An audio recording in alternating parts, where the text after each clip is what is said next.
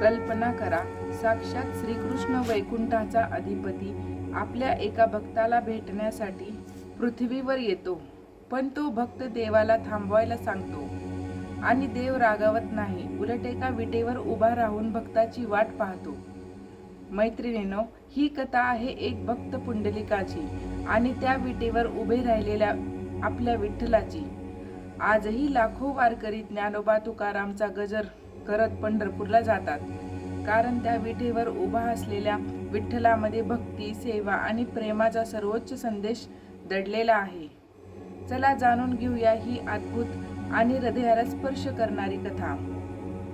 पूर्वी पुंडलिक हा आपल्या आई वडिलांचा आदर करत नव्हता.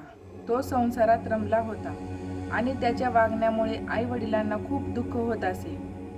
एक दिवस त्याच्या आयुष्यात असा प्रसंग घडला ज्याने त्यांचे संपूर्ण जीवन बदलून गेले. त्याला जाणवले की आई वडिलांची सेवा हीच खरी ईश्वर सेवा आहे.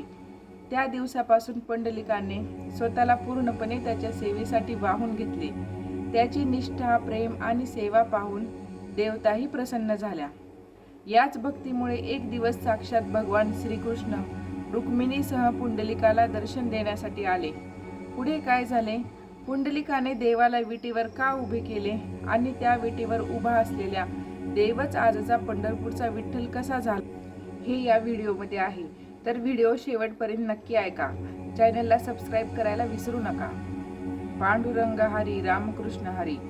महाराष्ट्राच्या कानाकोपऱ्यातून लाखो वारकरी दरवर्षी पंढरपूरच्या दिशेने निघतात.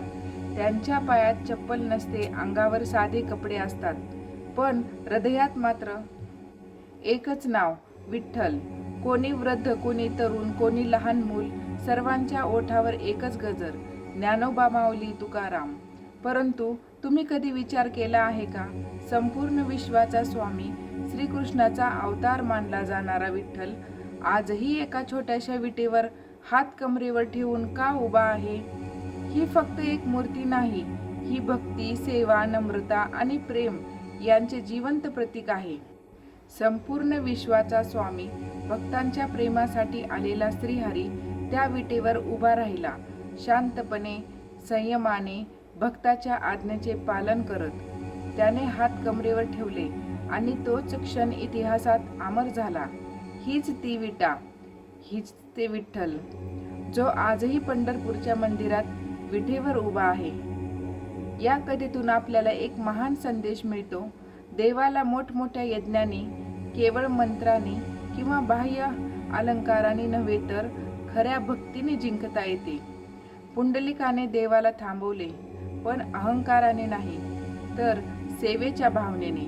त्याने दाखवून दिले की आई वडिलांची सेवा हीच सर्वात मोठी साधना आहे आणि म्हणूनच विठ्ठल आजही विटेवर उभा आहे, कारण तो आपल्या भक्ताच्या प्रेमाची, त्यागाची आणि सेवाभावाची साक्ष देत आहे.